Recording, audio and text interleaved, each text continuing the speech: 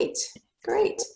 Well, good morning. My name is Becky Bealmore, for those of you who don't know me or don't recognize me with a headset on. If for some reason you can't hear me, if you could somehow either chat or just unmute yourself and say so. I think I have all my technology aligned so everyone can hear and see me, and I can hear you, so great.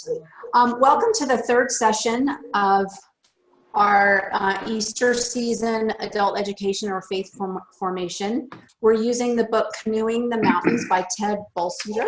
I believe it looks like this if you have it, or you may have yours on your iPad.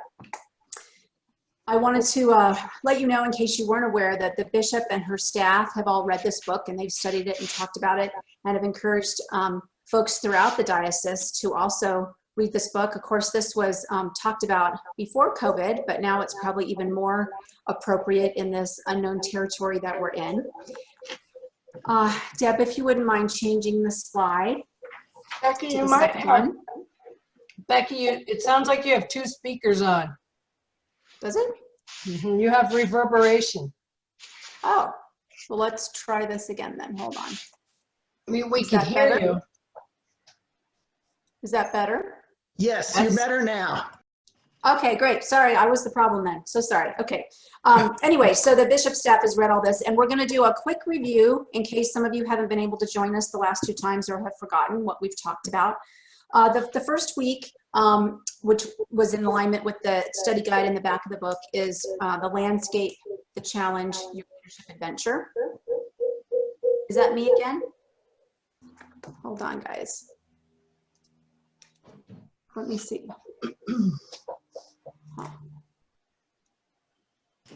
Just give me a second. So sorry.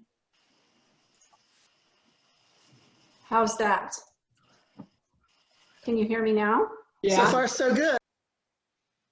Hello? Yep. Yeah, we can hear you. So far, so good. But she turned herself off.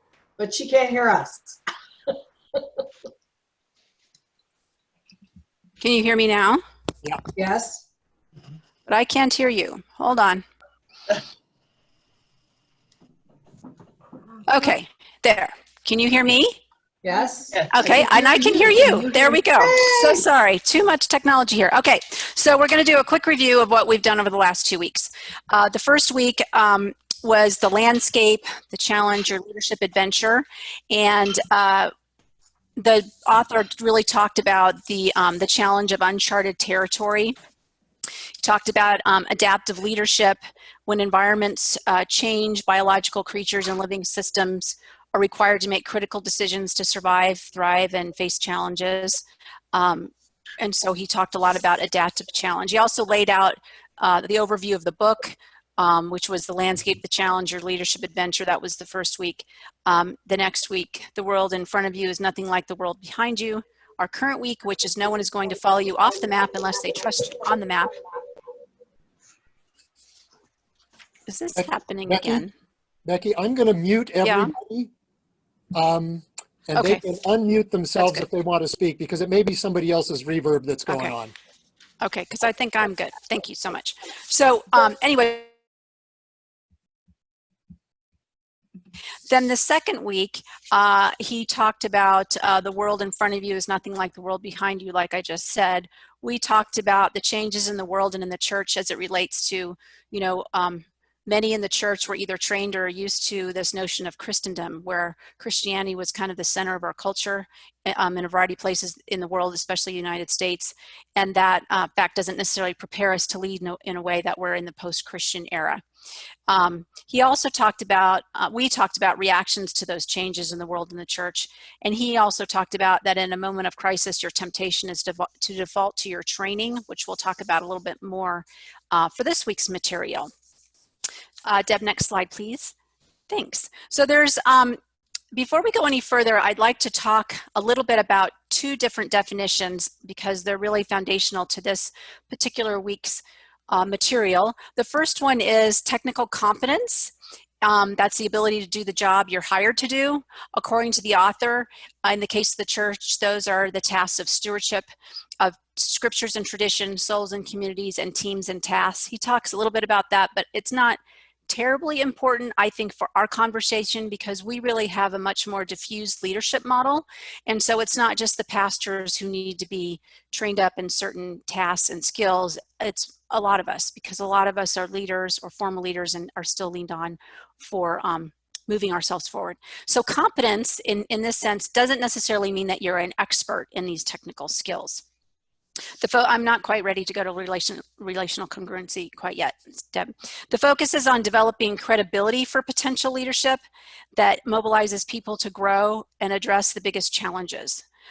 Competence gives credibility needed to learn from our mistakes, and this credibility of technical competence, though, is not enough to lead us into genuine change.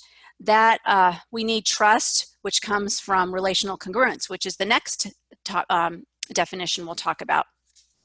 And relational congruency is the ability to be fundamentally the same person with the same values in every relationship, in every circumstance, and especially amidst every crisis. It is both constancy and care at the same time. So it would include things like integrity, maturity, emotional health, spirituality, authenticity, and it's more than just being consistent, although that's important. It's this constancy, otherwise known as genuine affection and warmth. It's also described as self-differentiation. And for those of you who haven't really heard kind of more of an academic definition of it, let me read to you what's in the book. I found it really quite helpful. It's someone who has clarity about his or her own life goals, and therefore is less likely to become lost in the anxious emotional processes swirling about. It's someone who can be separate while still remaining connected, and therefore can maintain a modifying, non-anxious, and sometimes challenging presence. It's someone who can manage his or her own reactivity to the automatic reactivity of others, and therefore is able to take stands at the risk of displeasing others. I think this is super important because it highlights the fact that leaders are needed, because there's a quote I just learned recently, which I think is terribly descriptive, that trees die from the top. And so it's really important that our leaders have both of these: technical competence and relational congruence. Let's go to the next slide. So I'm just going to talk for a few minutes more, and then we'll get into the bulk of our material. But I just wanted to lay out a few things in case you hadn't had the opportunity to read the book, so that way you all can be on the same page as the rest of us when we begin our discussion. So that first bullet, in uncharted territory, trust is as essential as the air we breathe. And the author talks a bit about it's the ability to innovate, to be creative, to consider new options, so that way we can shift habits, beliefs, or values that require a sturdy, trustworthy space. That means for all of us, not just from the leader towards the followers, but all of us amongst each other, so that way we can have a healthy relationship. This next bullet is actually a summary of the whole unit that we're talking about today, that leading an organization into uncharted territory is to build up the necessary credibility, trust, and healthy organizational culture to face the looming challenges. Now that's quite a mouthful. He gets to it in 3 separate chapters, and we're not going to certainly cover all of those. But I think that there is another thing that's really important that he talks about, and that there's a temptation when a leader is energized to bring change or sees the necessity for change to embark on the change process too soon. And his contention is that we really need to find that credibility and that trust first, or it can never happen. So some of you may know that I've returned to graduate school, and this is the whole wheelhouse that I'm studying. It's a master's in organizational leadership. And there are lots of books and articles and academic studies that address many of these topics that he addresses in this book. What I like about this book, though, is the visual of Lewis and Clark. For those of you who haven't been able to read the book, it's this whole idea that Lewis and Clark were tasked with finding the Pacific Ocean. They took canoes because they assumed they would have waterways like they were accustomed to in the eastern part of the United States. And they came upon the Rocky Mountains and realized the canoes were not going to be helpful in that endeavor at all. And so they had to innovate and change and adapt and figure out a way to complete their mission. But this visual is really helpful, I think, for us of Lewis and Clark, because it grounds us in our learnings and how we might apply those learnings. So the last bullet here talks about when management acts within culture, they've got tasks to do to complete, but leadership creates culture. Culture, for those of you who've never really thought about trying to articulate what that means, there's a lot of different definitions, but one I like that's probably the shortest, which I think is the easiest to understand, is it's just the way we do things around here. You know, without being told, this is just the way they happen. It's a combination of our actual values and our concrete actions. They're not aspirational values that we have plastered on the wall. It's how we really behave with each other and with the outer community. The idea of getting people moving in the same direction appears to be an organizational problem, but it's really not about organizing people. It's about alignment. And alignment, according to the author, is created through three things: clarity, embodiment, and love. Clarity of our shared values, our purpose, communication, behavior. Embodiment is our mutual accountability and how we're going to be functioning differently. And love, which drives us to hold on to what is dear and doing what gives us meaning in life. It also allows us to be willing to change, to birth something new. One model of change not found in this book shows several stages, but the first two are that we need to be able to first see the problem, the issue, or the situation. So that way, leadership in this change management theory is that we need to show the need for change. And I think that we all can agree with that. We talk about it in this book, but we've talked about it a lot, diminishing membership and participation in church. The second one is that we need to be able to change. We feel like we can change because our leader supports us and instills faith that we're able to make those changes. And that's where that credibility and trust comes into play. So there's lots of academic studies that can go on and on and on about this. Next slide, Deb, if you don't mind. But I think we're more interested to hear and share what members of our own community think. And here are the topics that we're going to be brainstorming today. And you can find these in the study guide in the back of the book if you are inclined to go back there. We're going to talk about these 4 things broken up into a couple different slides. What do you consider the characteristics of a trustworthy person? How do you define the characteristics of a healthy organizational culture? What does a leader or team do to foster a healthy organizational culture? And lastly, what hinders healthy organizational culture? So if we go to the next slide, we'll talk about those first 2, but let's do the first one. And if you want to talk, just unmute yourself. What do leaders do to create healthy culture? If y'all could just, hopefully we won't talk over each other, but shout out, and Deb will describe this for us so that way we'll have a record of what we've been thinking. Well, I think they listen to the people that they're leading. They include them. They share information.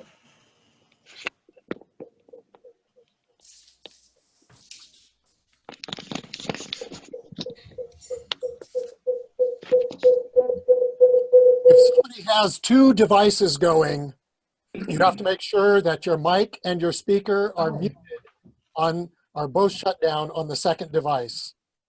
That's where the feedback's happening. Leaders also are forward-looking, not just daily or regular tasks.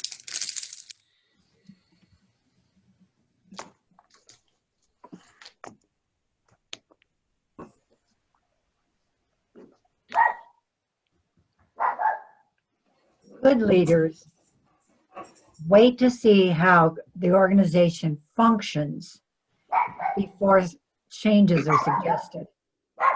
They don't jump in and try to change everything before they really know how the organization functions.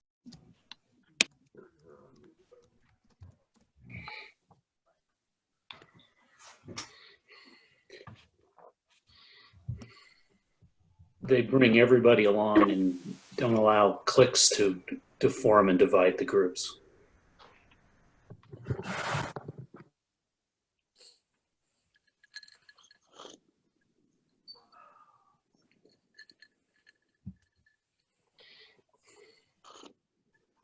Anything else that comes to mind right away? While we're still on this slide, sorry, go ahead. Healthy leaders are consistent. In other words, you can count on them. Yep. Yep, that's that relational congruence, I guess, which I think is a fancy word for what you just said. I think that's, yeah. Let's we can always flip back and forth on the, is there anyone else? We can add something if it comes to mind. Let's talk about what's hinders a healthy culture.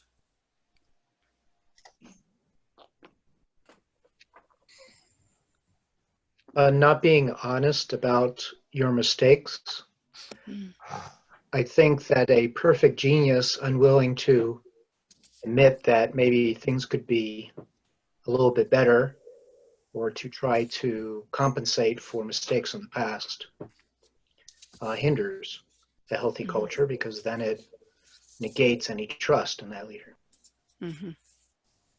Mm-hmm. Negativity. Mhm. They close out ideas and suggestions that don't come from them or that are in conflict with what they think, how they think things are, the way things are to go. Mm-hmm. I think indirect communication, mostly, which is like the grapevine. It doesn't come out and isn't obvious, but it's sort of a underlying. Mm-hmm.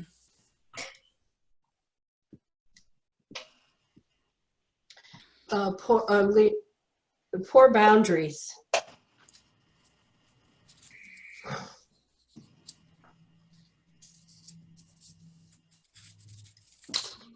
They don't take the organization anywhere. They just are satisfied with the status quo, staying in place.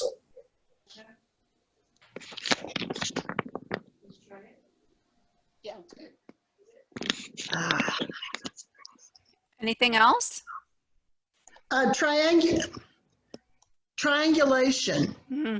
Yep. Yeah. Yep. Anybody have anything for either side of this slide? I do. I think we're missing on the positive side how much that person cares about each person in the organization as well as the whole goal. So caring, I guess.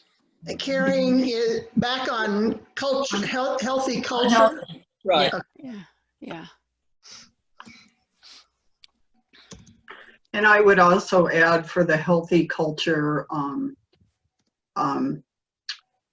promoting diversity of voices, experiences, all that. Mm-hmm. Yeah, I would add to that thought this notion of trying to ensure that the best idea in the room doesn't go unsaid.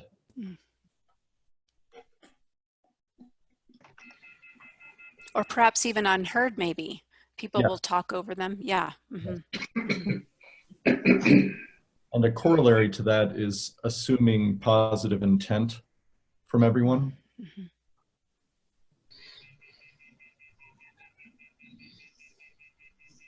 Somebody's I like got a that, phone Carl. going. I like that, Carl. It's the idea that nobody gets up and says, I'm going to be wrong today. Right. Right. Approaching everything from the point of view that folks have come together with the best intentions in mind and to put their best ideas forward.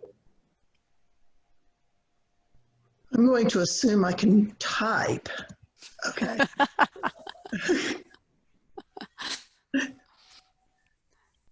Is there anything else? It's respect.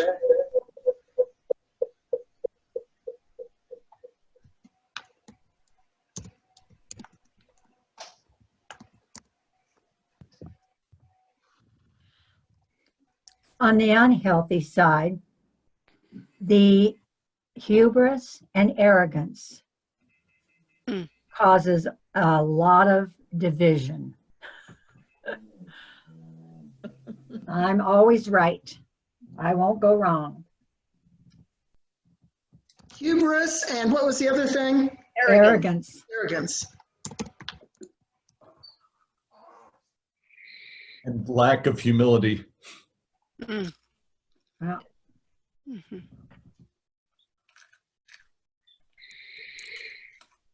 Know-it-all attitude. Isn't that all the same thing? Yep. Yes, it is. Okay. Well, we can come back if you have just a huge surge of ideas, but let's move on to the next slide. We're going to talk about how to, whoops. Oh, there it is. There it is. We're going to talk a little bit here about leadership characteristics.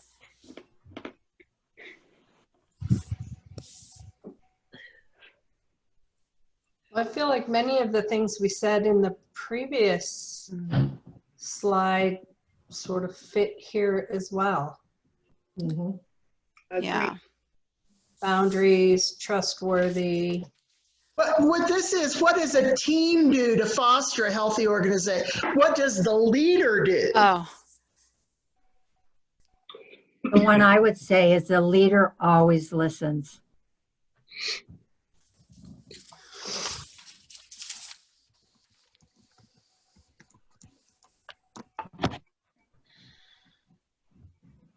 So this part is, how do we foster a healthy organizational culture? That's a little. The other is individual characteristics.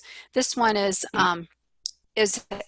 what does a team or a leader do to foster healthy organizational culture? There may be some overlap. Actually, what I did is we're doing. Is this the trustworthy one? Doing the first slide on the second. I swapped those two slides accidentally. Okay. Let me see if I can. Well, yeah. Well, in what you said, Becky, obviously go ahead and find it. Okay, let me move this to this. And this,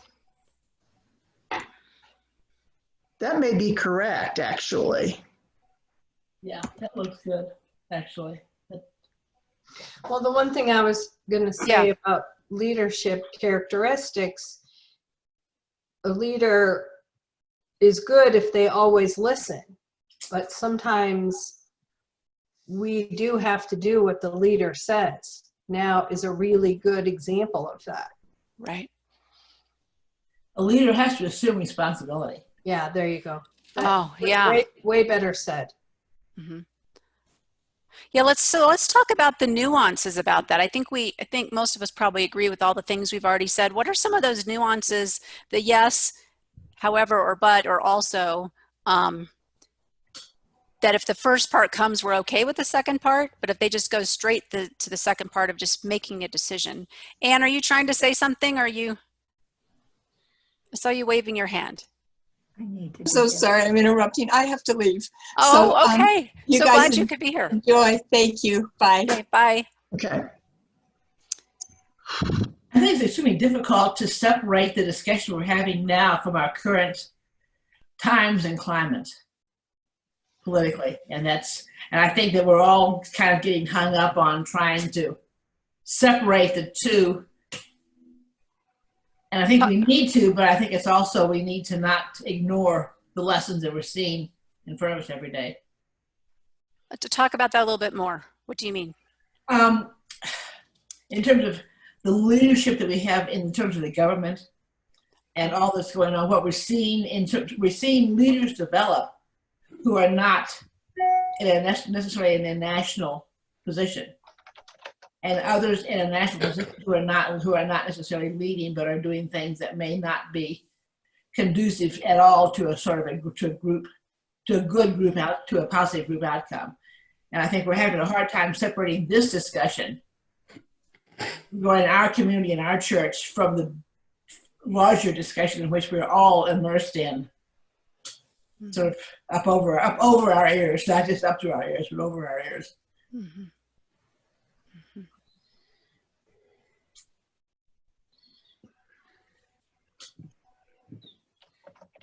Well, I think keeping in mind the current situation that we're all in is kind of important, because what we're going to see, at least for mine, is the healthy organization characteristics of being able to listen to leadership with valid reasons for actions, being able to be flexible and change to adapt are the ones that are going to be continuing forward after this is all over.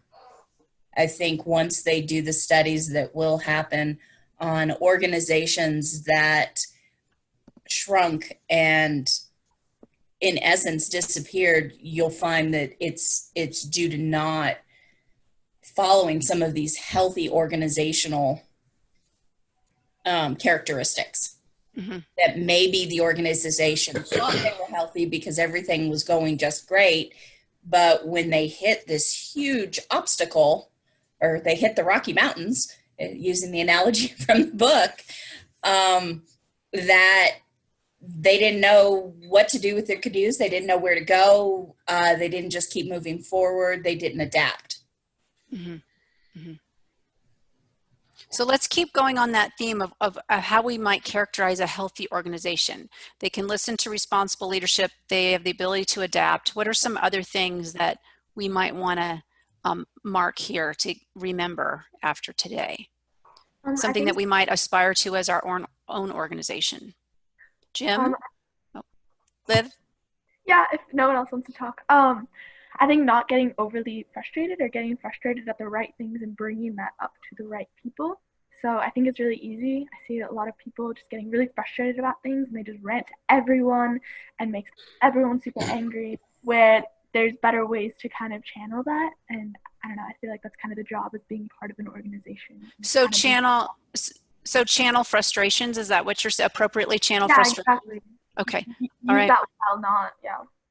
Okay. There's a time and a place for venting, but okay, got it. Thank you.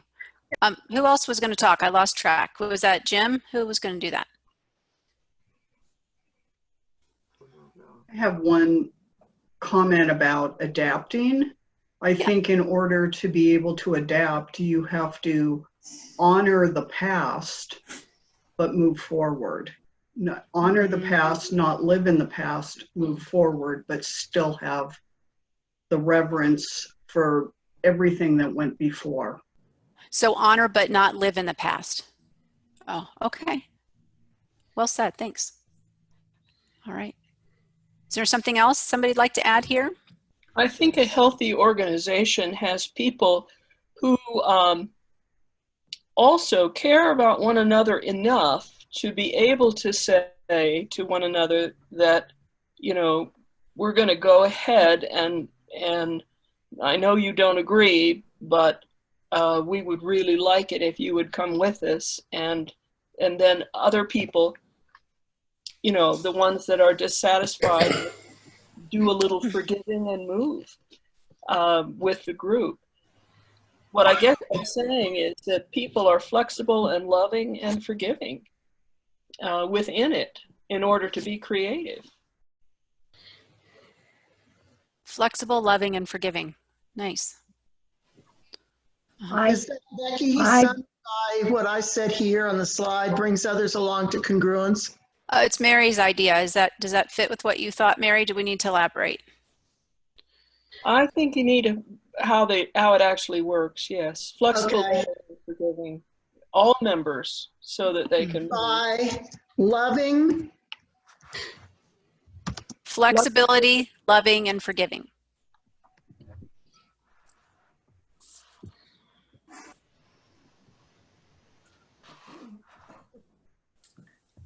Healthy organizations have a clear purpose.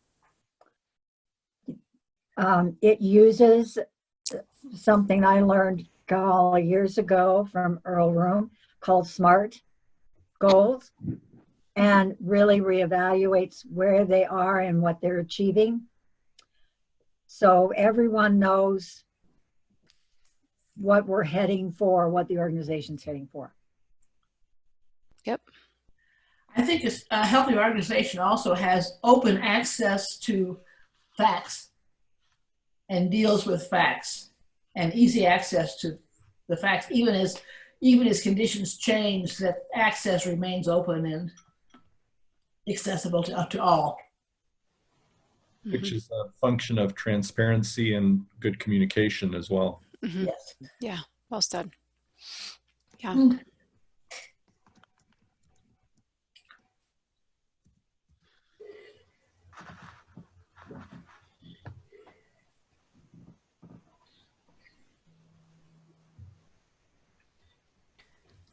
So we've talked about really good quality leadership characteristics and what we think are many attributes of a healthy organization. What is the next slide? Is that going to help us, Deb? That's the one we did before. What leaders do to create the healthy culture and what hinders the healthy culture. So do we think that left column is the same as the other left column? Very similar. Yeah, I think so. Yeah. And then the hinders, this is where it gets a little repetitive in the book, and we're seeing that right now. That would just be kind of the opposite of all the things we said, or is there some other things we need to talk about that would hinder a healthy culture that aren't just the opposite of the favorable characteristics we already talked about? I don't know that there would be, but I'm just making sure everybody has a chance to speak. There is one thing that I'm not seeing up here, and you in the book, you know, we talk about a person who creates congruence by being consistent and caring. Yep. So what would hinder a culture would be a lack of trust because it's not been created.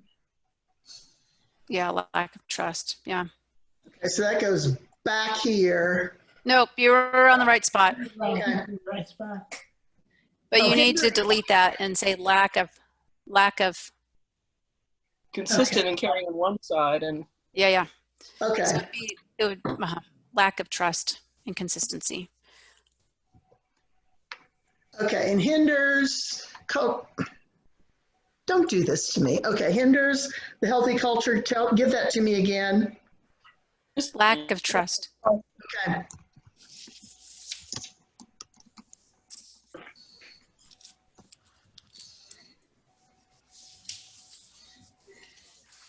I think what someone in some session that I attended somewhere said that if your leader is not congruent, then that's when triangulation occurs and people look at, people create leadership in subgroups. I don't know how to put that down.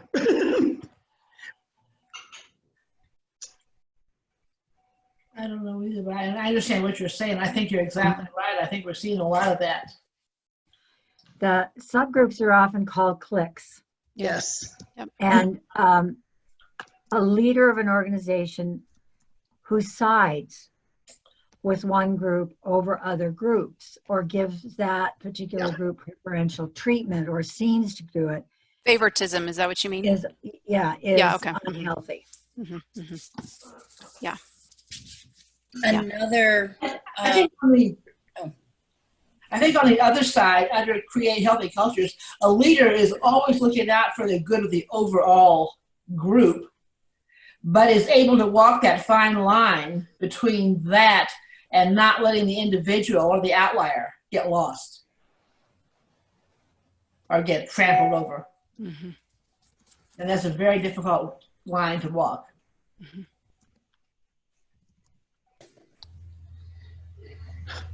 I keep losing what I'm typing. Okay, overall group welfare without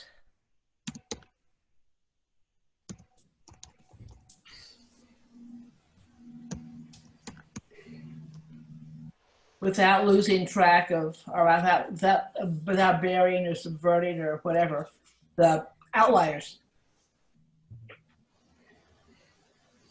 Let outliers get lost. Get lost. Dennis will be happy.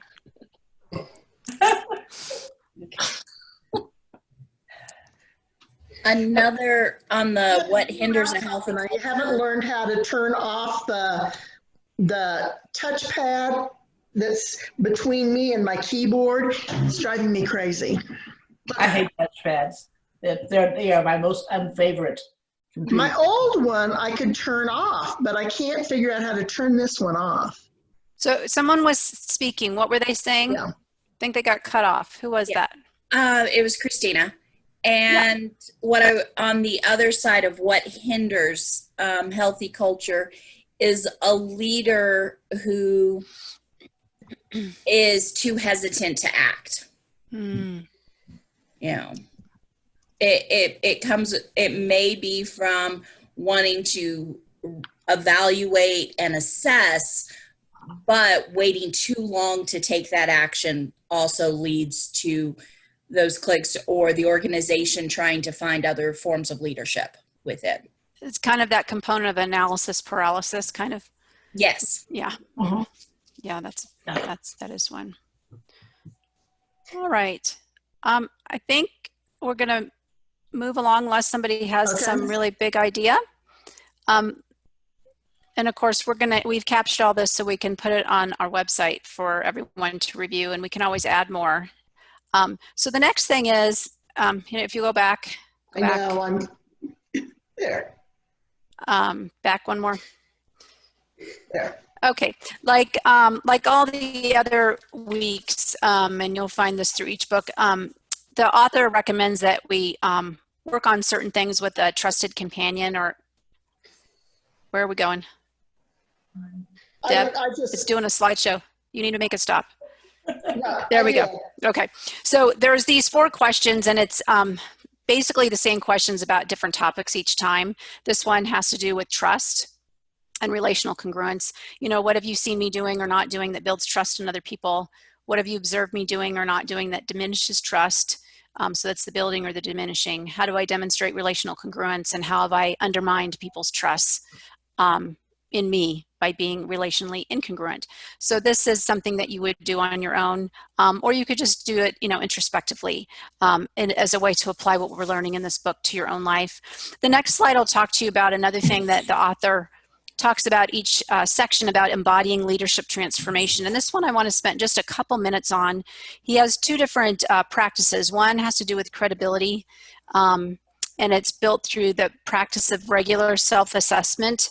So you can review things we've already talked about and think how you do well in these areas.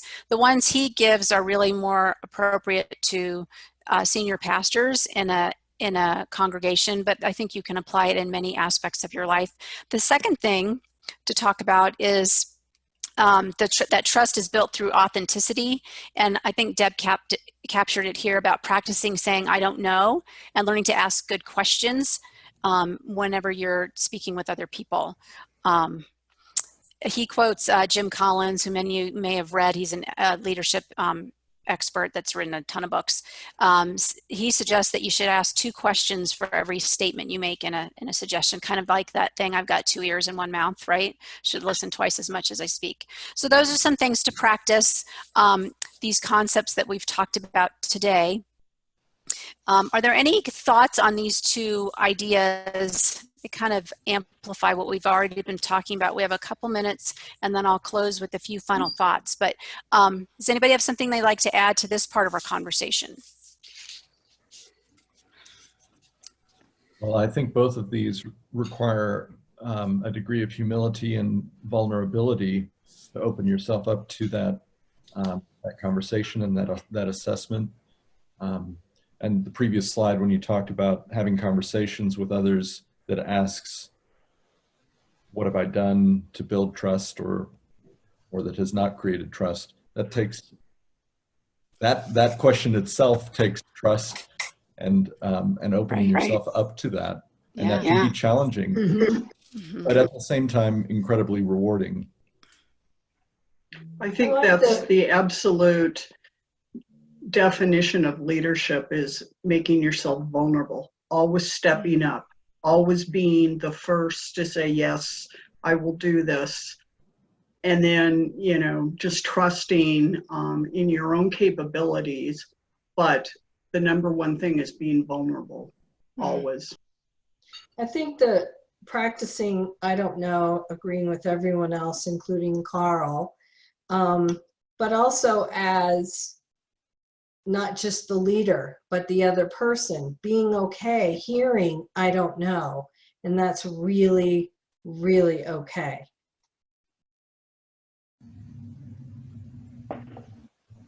You know, there used to Oh, go ahead, Carl. I was just going to say there used to be a bumper sticker that said that if the followers lead, the leaders will follow. And part of effective leadership is also encouraging others to lead as well. And effective leadership begets effective leadership, and the reverse is also true. Sorry, Gary, go ahead.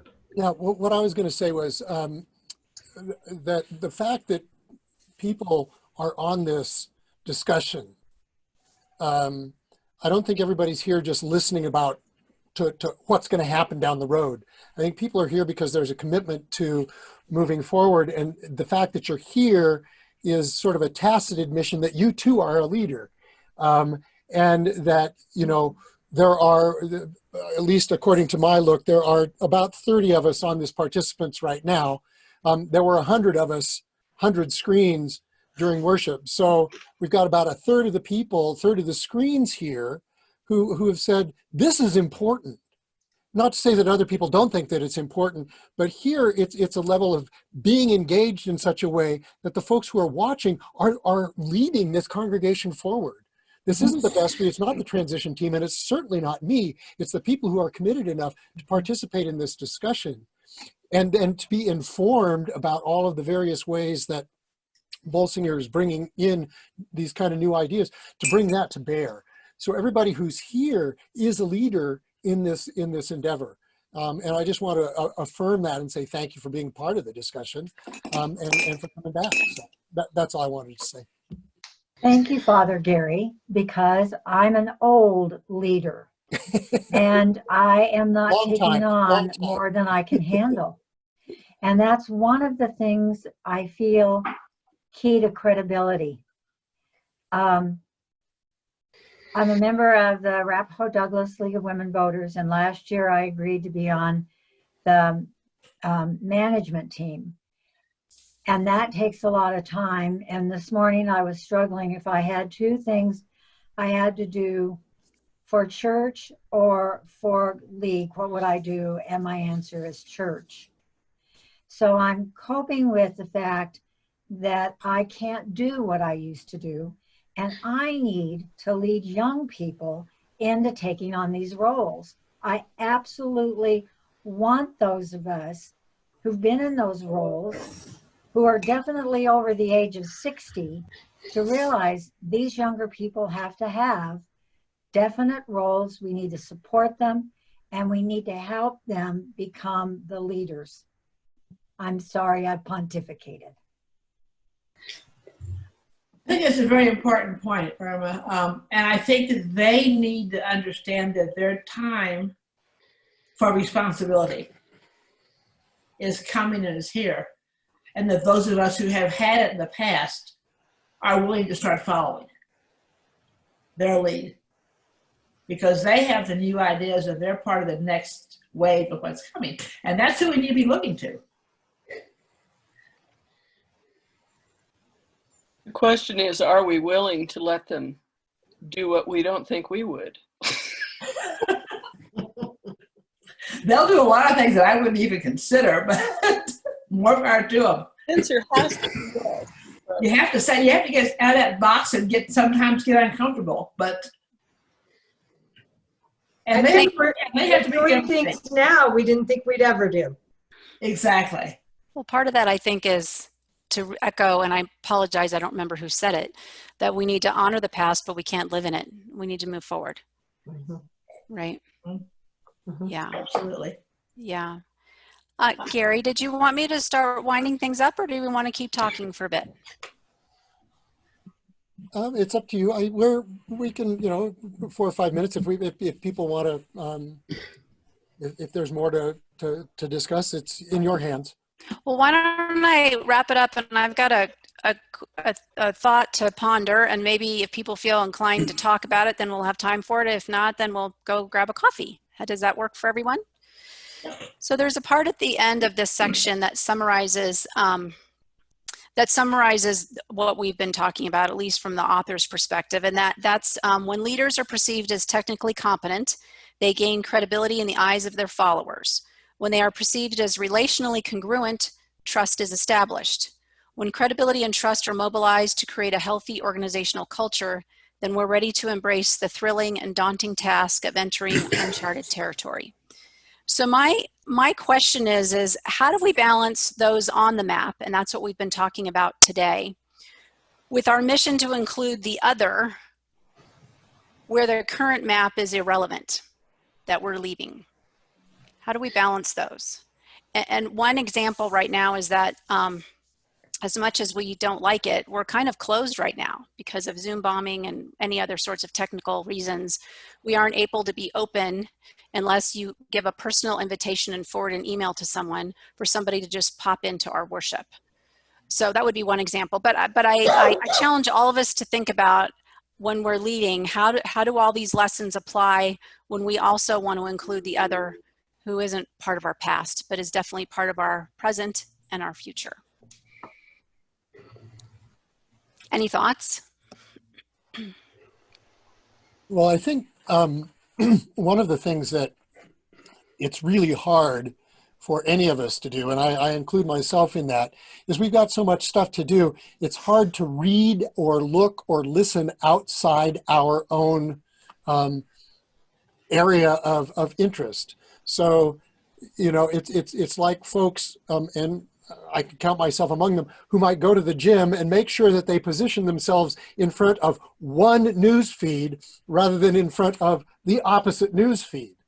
You know, including the other means listening to what the other is actually saying and trying to sort of identify with where they're coming from. That's sort of what we were talking about last week, our leadership transformation question from last week, where we were to seek out people with other opinions and take on learn new skills so that we could be in touch with ourselves as a learner.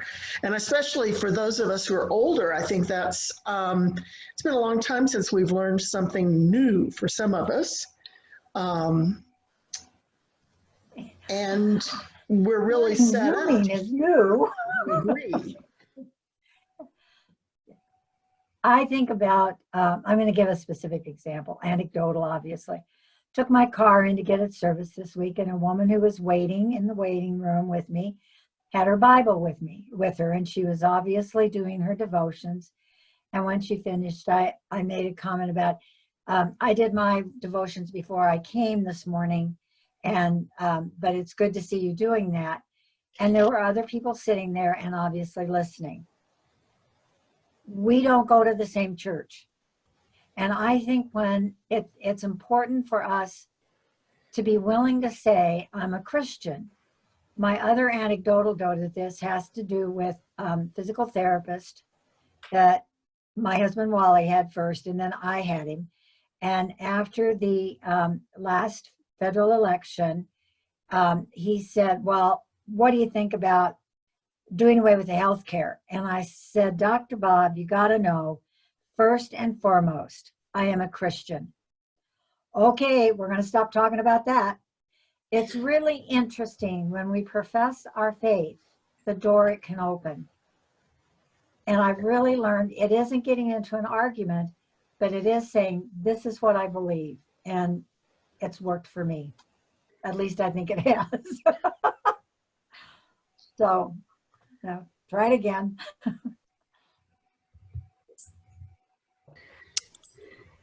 Well, thank you. It seems like a few people are rolling off. I think maybe we'll wrap it up.